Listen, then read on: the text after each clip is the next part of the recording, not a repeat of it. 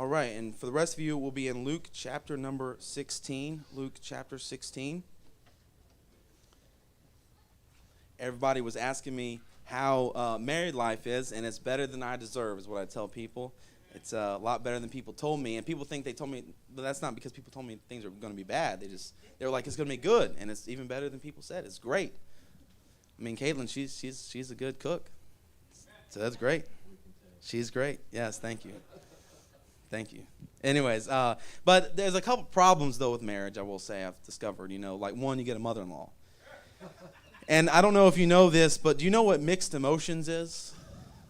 Mixed emotions is when you see your mother-in-law drive your brand new truck off a cliff. That's mixed emotions. So, but some of you will get that tonight later about midnight. So, but no, do pray for us. We are in the middle of a Sunday school campaign for the teen class. So I don't know why I did it, because we have about 20, 25 in Sunday school, and we can't fit anybody else in that room. And I was like, hey, let's do attendance campaign since we can't fit anybody else. So hopefully we'll get a new room soon. But everything has been going good. Thank you for your prayers. Luke chapter 16, we're going to talk about a subject that's not very popular today. And in fact, it's not a subject that I really want to preach about, but I felt like it's what the Lord wanted. In fact, I wrote this sermon last year in college, and I've never preached it yet. And so I'll put it together yesterday and this morning. But I like to talk about lessons learned after being in hell for 5 minutes. Lessons learned after being in hell for 5 minutes. Let's look at Luke 16, verse number 19. It says, there was a certain rich man which was clothed in purple and fine linen, and fared sumptuously every day. And there was a certain beggar named Lazarus, which was laid at his gate full of sores, and desiring to be fed with the crumbs which fell from the rich man's table. Moreover, the dogs came and licked his sores. I always think that's so nasty when I read that. And it came to pass that the beggar died and was carried by the angels into Abraham's bosom. The rich man also died and was buried. And in hell he lifted up his eyes, being in torments, and seeth Abraham afar off, and Lazarus in his bosom. And he cried and said, Father Abraham, have mercy on me, and send Lazarus, that he may dip the tip of his finger in water, and cool my tongue, for I am tormented in this flame. But Abraham said, Son, remember that thou in thy lifetime receivest thy good things, and likewise Lazarus evil things. But now he is comforted, and thou art tormented. And beside all this, between us and you, there is a great gulf fixed, so that they which would pass from hence to you cannot, neither can they pass to us that would come from thence. Then he said, I pray thee, therefore, Father, thou wouldest send him to my father's house. For I have 5 brethren, that he may testify unto them, lest they also come into this place of torment. Abraham saith unto him, They have Moses and the prophets, let them hear them. And he said, Nay, Father Abraham, but if one went unto them from the dead, they will repent. And he said unto him, If they hear not Moses and the prophets, neither will they be persuaded, though one rose from the dead. Let's pray. Lord, thank you for this opportunity. I do pray that I don't take it lightly. Help me to say every single thing that you want me to say. And Lord, there's someone here tonight that is not saved. Lord, that they'll be saved. Lord, if there's a Christian that is here that's maybe wayward, they would come back to you. Lord, I do pray that I would be an encouragement tonight to challenge us to be better witnesses, better Christians, Lord, with this reality that there is a real place called hell. And help us to listen. Help me to preach and say every single thing that you want me to say. In Jesus' name I pray. Amen. I'm afraid most people don't believe in a real hell like they say they do. I believe most pastors don't believe in hell like they say they do, because if they did, then why do they slack off on ministry and cancel church? Jesus talked more about hell than he did about heaven. And I believe we need to come back as Christians to the reality of hell, because sinners are still going there. The fact that this rich man, this is not a parable, you understand. This is a real story. See, hell is a real place with real people with real fire. See, this rich man, the Bible doesn't give us his name, but it gives us Lazarus' name. And there was this rich man, and he lived a great life in the world's eyes. He had a lot of money. He had a nice house. He had a lot of different things. And this beggar, he was down there, and I don't know if they knew each other or not, but Obviously they did, though, because the Bible says that he looked up in heaven and saw that rich man. He recognized him. And by the way, I'll say this. The rich man isn't in hell because he was rich. And the beggar isn't in heaven because he's poor. It's because Lazarus received Jesus as a Savior, and the rich man didn't. And I'll get to that in a minute. But hell is a real place. There's a lot of different religions that don't even believe in hell anymore. If you go soul winning, you meet different people. They say, well, hell's on earth. They say, well, this is what we're living in now. Well, listen, this can be a bad place, but it's not hell. Hell is a real place. In Luke 16:23, we just read, it said, and in hell he lifted up his eyes. Hell is not just a imagination. It's not just a cuss word. It's not the fantasy of some religious mind. It's not a fear factor that preachers try to use to get you to do things. Hell is not something to be joked about or made fun of. Hell is a fact to accept. And here lately, I have been in this thought that hell is real.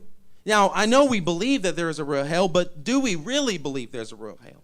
Because if we believe there was a hell, then we would live different as Christians. We would not love the world as much as we should. Well, we would love God more. We would be more faithful to church, not so we don't go to hell. See, people think, you do all these good things so you can escape hell. No, you go to heaven because you accept Jesus as your Savior.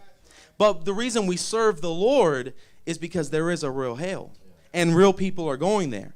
And so hell is a real place, but I read this passage, and I realized this rich man, he learned some things when he was in hell.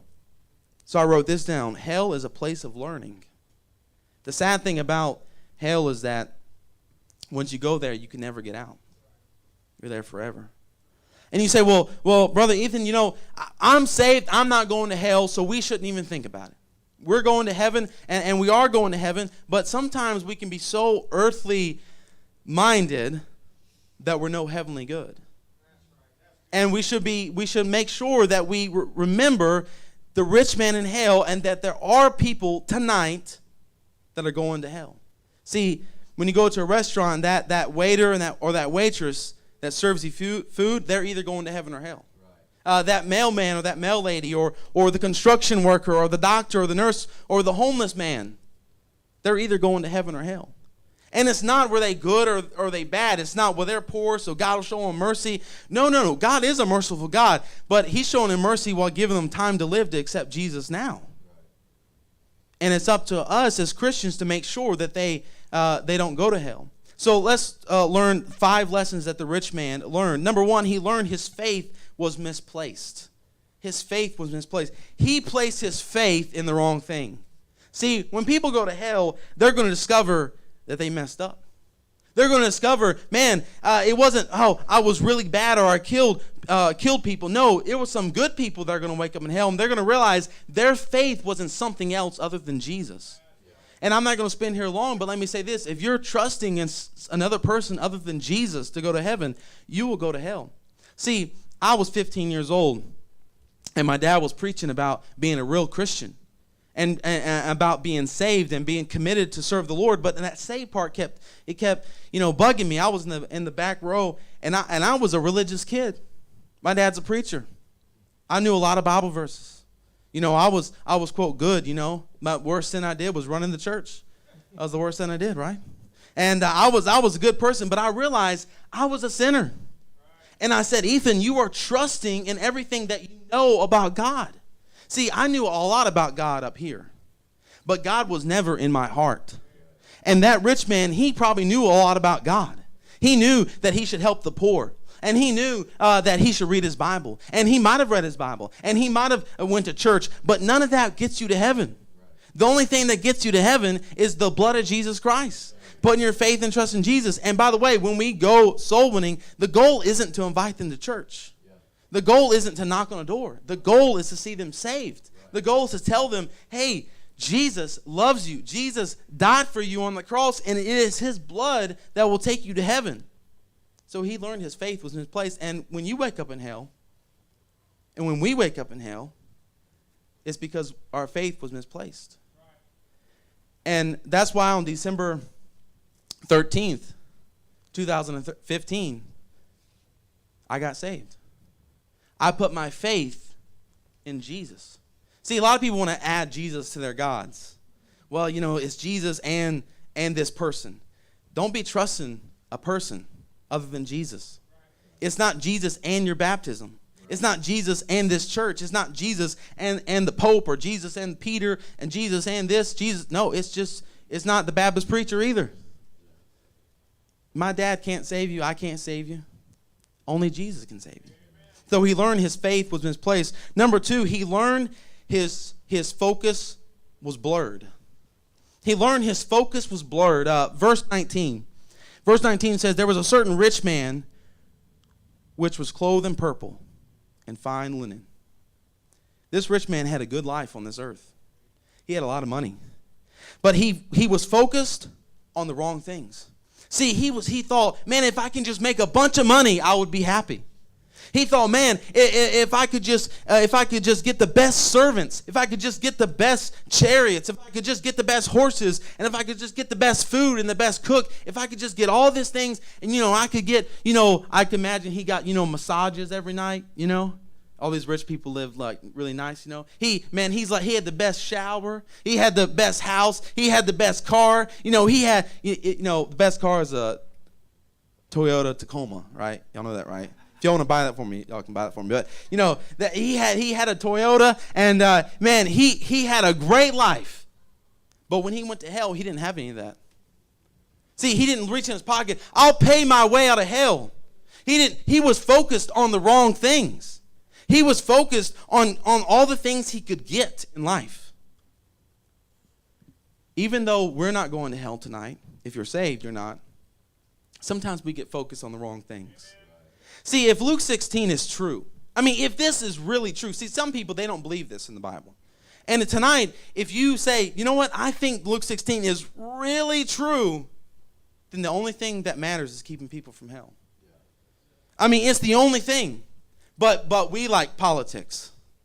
That's a touchy subject, so I'll leave that alone. All right? But we get so focused on politics. But let me ask you this.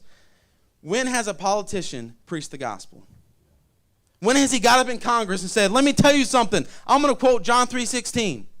I haven't heard it. How about we get focused on social issues? And I think we should fight gambling. And I think alcohol is from the pit of hell. It is. And I think abortion is murder, and we should fight it. But none of that's going to keep people out of hell. You know why people drink? Because they're lost. You know why people kill kids? Because they lost. How about we focus on winning the abortion doctor to the Lord? How about we focus on saving the lady before she gets an abortion and she'll get convicted and she won't have it? See, we get focused on the wrong things. We get focused on the goals of the world. And we get focused, and our focus is blurred. I remember in high school one day, I noticed my focus, my eyes wasn't working. I couldn't read my schoolwork. Now, that wasn't a problem with me. I was like, I don't need schoolwork. But I was concerned because I couldn't read the Bible. That's when I was concerned. But no, I'm just kidding. No, but I went to my mom and dad and said, I think I need glasses. So we went to the eye doctor. And what did they have to do? They had to do the, I don't really know what they do. I hate going to the eye doctor. They're like, 1, 2, now how's 3? Now how's 2? And I'm like, I don't know. I feel like I'm going to mess up. I feel like if I say the wrong thing, they're going to have like a trap door. Like, no, wrong. I go down. I'm like, oh, sorry. No. So I'm just like, 3? I don't know. But what are they doing? They're fixing my focus. And now I can see. I can see better. Now, pray that Kayla never gets glasses, because if she does, she'll see who she married and she'll be messed up. But anyways, no, my focus, they're fixing my focus with glasses. As Christians, we need to get our focus fixed. I understand the whole thing with Ukraine can worry me, and the thing with gas prices, that can worry me. But that shouldn't be our focus. Our focus should be keeping people out of hell. We should get focused on making sure, hey, there is a real fire where real people are going, and it doesn't matter if gas is $1 or gas is $10. Hell still burns. See, when COVID happened, COVID didn't Satan didn't say, all right, stop the flames. COVID's happened, the virus is in hell. It didn't happen. People still died and went to hell. Number 3, he learned his family is precious. Look at verse 27. These verses are convicting. Verse 25. But Abraham's sons said, verse 27. Then he said, I pray thee therefore, Father, that thou wouldest send him to my father's house. So apparently his father was still alive. Then he said, for I have 5 brethren, that he may testify unto them, lest they also come to this place of torment. You ever been to a place and it was just you and maybe your wife, and you're like, man, I wish my parents were here. This is amazing. You know, when me and Kaylin went to South Dakota a couple weeks ago for a wedding, and when we went to Mount Rushmore, and we went to Crazy Horse, and it was beautiful there. And I remember looking at them like, your parents would love this. And I was thinking about my brothers and my sister-in-laws and think, man, they'd be great if we were all here together. It'd be better that way. And you go to a restaurant, and you're like, man, you should try this restaurant. It's really good. You want your family there. Can you imagine a place that you don't even want your family? This man said, listen, it's terrible here. Listen, Lazarus, send Abraham. Tell him to go back and go to my father's house and knock on the door and say, listen, your brother is in hell and he doesn't want you to go there. He learned his family was precious. Hey, make sure your family is saved. Listen, you can get them the best education, but without salvation, they will go to hell. You can teach them a great skill, but without salvation, they'll go to hell. You can give them family time and take them on great vacations, but without salvation, they will go to hell. See, none of that's going to matter really in life when we wake up in hell. None of that's going to matter. He said, listen, I have 5 brethren. You know, there are people in hell. They have family in New Orleans. They have family in Metairie. They have family in South Georgia where me and Caitlin are living. And they say, listen, that's my uncle's house. Turn right. That's my uncle's house. Listen, that's my cousin. Knock on their door. Tell them, that's my grandpa. Tell them, that's my brother and my sister and my nephew. They're screaming. Listen, people in hell, better soul runs than we are. They're saying, listen, tell them. He's like, man, my family was important. And I didn't reach them. Our family, I can't imagine my family going to hell. I have family members that aren't saved. I have family members that aren't saved. And if they don't get saved, they'll wake up in hell. And I pray for them, and I witness to them. But you know what? I'm going to still witness to them because I don't want them to go to hell. I can talk to them about football, and I can talk to them about all these things, and that's wonderful. But the main thing is keeping people out of hell. That's the main thing. Number 4, he learned his fervency was about the wrong things. Look at verse 25. It says, and Abraham said, son, remember that thou in thy lifetime receivest thy good things. Like I said before, the rich man had a good life. But life isn't about money. Now, I understand we need money to live. But the love of money is a sin. We ought to work a job and provide for our families, but when it all boils down to it, no amount of money is going to keep anybody out of hell. You might see your family member or a friend or a coworker go to hell, and you could say, God, don't cast them in the lake of fire. Here's $500. I'll pay them out of hell. He's not going to accept it. Or you could do the same with yourself. Lord, I'll give you $10,000 so I don't have to go to hell. He's not going to accept it. He's only going to accept the blood of Jesus. You know, if hell is so real, then why are we concerned about how much money someone has to make? You know, it's like we always talk to people. It's like, well, what type of job do you have? And how much is it going to be? That's not enough. You got to make more money. And I understand what people mean, but money should not be more important to us than the souls of mankind. We have Christians today more concerned about, well, we have to get a degree. We have to get a degree. Why? So we can make money. Well, money doesn't keep people out of hell. And we spend hours and hours and hours getting degrees and going to school. And I went to college too. I'm not against school.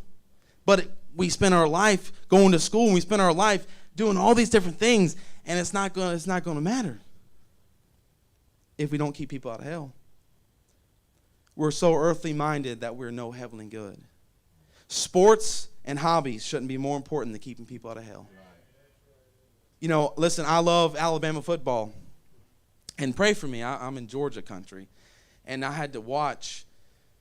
I shouldn't say this. This is really mean. I won't say that about my father-in-law. He's a good guy. But he's a Georgia fan. And I had to watch the game, the Alabama National Championship game against Georgia with all of them and with him. And he's one of those like, well, I won't say that. He likes Georgia. Anyways, but, you know, and I love football. But you know what time most games are? Saturdays. And now Saturday isn't the only day you should go soul winning, but that's one of my big soul winning days. And if I'm not careful, the Lord could be working on my heart and say, hey, you should go a little bit more. You should tell more people, oh, but the game's coming on. You know, the game's on 11. You know, the game, and I'm not against watching football. I watch my fair share. I'm almost being a hypocrite when I say this. But I can say, oh, but Lord, the game's coming on. But God isn't going to ask me, how many games did you watch? He's not going to say, hey, did you see a pig go through the goalpost? He's not going to ask me that. All it's going to matter is how many people went to heaven. Our hobbies shouldn't be more important than keeping people out of hell. Number 5, he learned that the fire was never ending. Verse 26.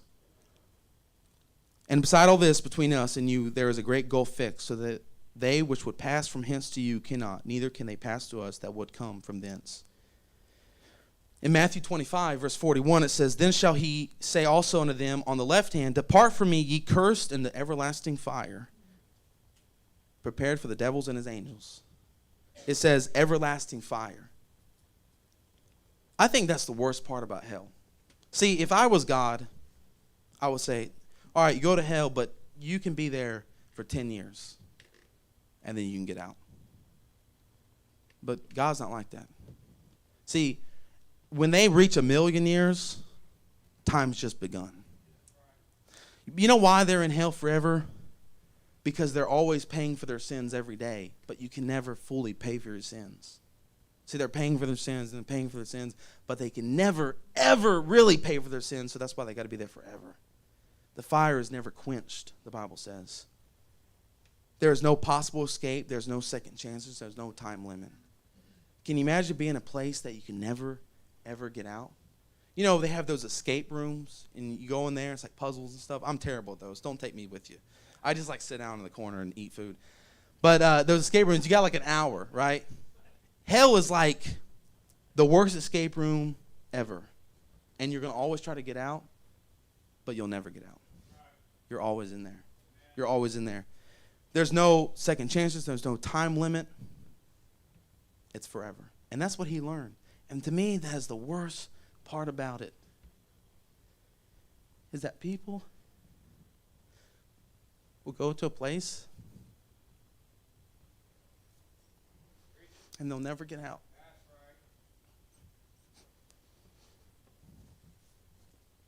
They'll never get out. I'll close with this. The great white throne judgment. If you're saved, you won't go there. You won't stand before God. That's where all the unsaved stand before God. But I believe we'll be there. And we'll be standing around, and they'll call people up, and they'll say, is your name in the book? And I don't know what's going to happen there, but a lot of people say, yes, it is. I went to church. Yes, it is. I stayed out of debt, or I taught Sunday school for 40 years, or I did all these great things, and your name's not in the book. Can you imagine if you saw someone that you knew, and you're in the stands, and they make eye contact with you, and they say, what did I do? What did I do for you never to tell me one time how to escape hell? What did I do? I thought we were neighbors.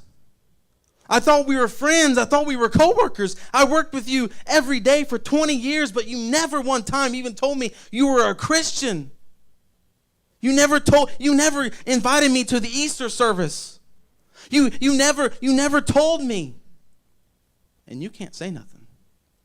You know, that's why I believe it says he'll wipe away all tears from our eyes. Because we're going to be crying. as the angels grab them and they start carrying them to the lake of fire, they're going to be kicking and they're going to be screaming and saying, "Why didn't you tell me?" And we can't say nothing. We can't say, "Oh, I'm sorry." We can't go and grab them and bring them back. Hell is real, and it's an awful place. The last thought is this. The angels cannot come back from heaven and tell people. The devils and the sinners in hell, they can't come up and say, "Yeah, the fire is real." The only people that can tell people now is the people on earth. We have to be a voice for the voiceless. We have to be a voice for the voiceless. The angels can't come back. The sinners, they can't come back. But we're here. And we have Mark chapter 9, and we have Luke chapter 16, and Matthew 13. We have all of it. That's why you have to keep running that van. Because there's a hell. Those little kids if they don't get saved, they'll go to hell. Yeah, that's why you got to take those Easter invitations and pass them out like it's $1 million, because it's worth more than $1 million to some people. That's why you got to keep going soul winning. That's why you got to get yourself to church every time you don't feel like it. You think I feel like teaching Sunday school all the time? No. You think I really want to do a spring program, attendance campaign back home? No, but I know there's a hell. And we got to keep people out of hell. That's why we can't quit. That's why we can't quit. Because there's a real hell. And that's the only thing that matters in life, is keeping people out of hell. Let's pray. Lord Jesus, thank you for this day. I pray, Lord, that we would be convicted. We would be better soul winners. We would be better witnesses for you, God. Lord, that we would truly believe that there is a real hell once again.